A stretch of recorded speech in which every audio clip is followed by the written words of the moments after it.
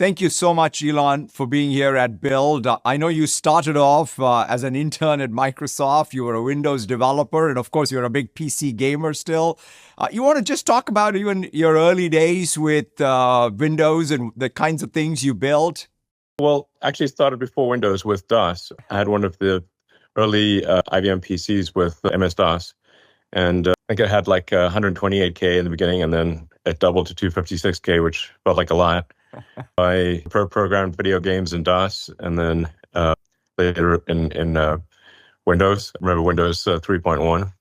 No, it's wonderful. Now, even the last time I chatted with you, you were talking all about everything, the intricacies of Active Directory.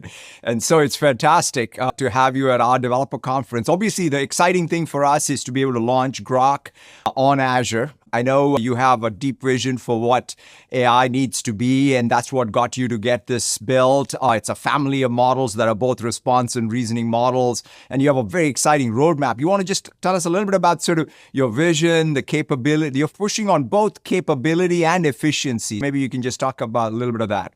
Sure. With Grok, especially with Grok 3.5 that is about to be released, it's trying to reason from first principle, apply the tools of physics to thinking. If you're trying to get to fundamental truths, you boil things down to the axiomatic elements that are most likely to be correct, and then you reason up from there, and then you can test your conclusions against those axiomatic elements.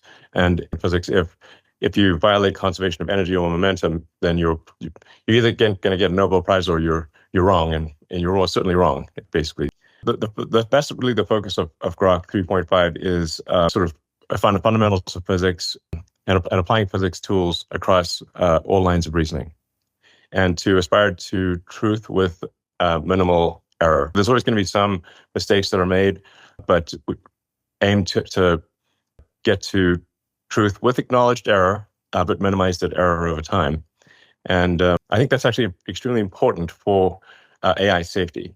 I've thought a lot for a long time about AI safety, and my ultimate conclusion is the old maxim that honesty is the best policy. It really is for safety. But I do want to emphasize we have and will make mistakes, but we aspire to correct them very quickly.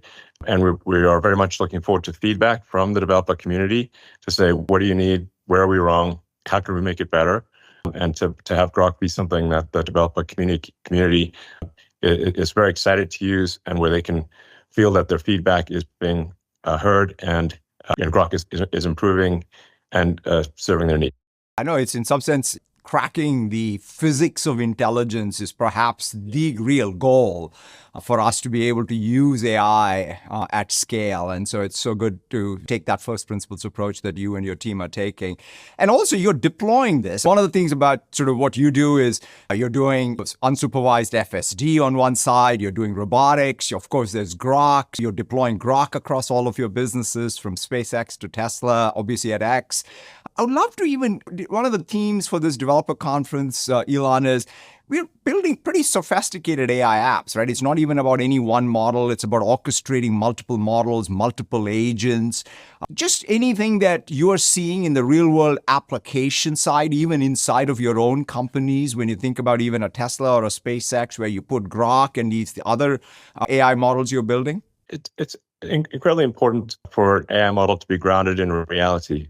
Reality, I was saying, which is physics is the law and everything else is a recommendation, which is, I'm not suggesting people break the laws made by humans. We should generally obey the laws of humans, but I've seen many people break human-made laws, but I have not seen anyone break the laws of physics. For any given AI, grounding it against reality, and reality, for example, as you mentioned, with the car, it needs to drive safely and correctly. The humanoid robot, Optimus, needs to perform the task that it's being asked to perform. These are things that are very, very helpful for ensuring that the model is truthful and accurate, because it has to adhere to the laws of physics. I think that's actually maybe somewhat overlooked, or at least not talked about enough, is that to really be intelligent, it's got to make predictions that are in line with reality, in other words, physics. It's a really fundamental thing, and being able to ground that with cars and robots is very important. We are seeing Grok be very helpful in things like customer service, And the AI is infinitely patient and friendly, and you can yell at it, and it's still going to be very nice. That's good. And I think in terms of improving the quality of customer service and sort of issue resolution, Grok is already doing quite a good job of that at SpaceX and Tesla. And we look forward to offering that to other companies. No, that's fantastic. Really thrilled to get this journey started, getting that developer feedback, and then looking forward to even how they deploy. There is these language models. I think over time, we will have this coming together of language models with vision, with action, but to your point, being really grounded on a real world model.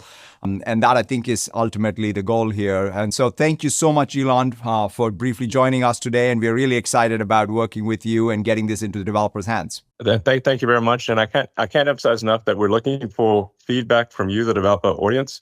Tell us what you want, and we'll make it happen. Thank you.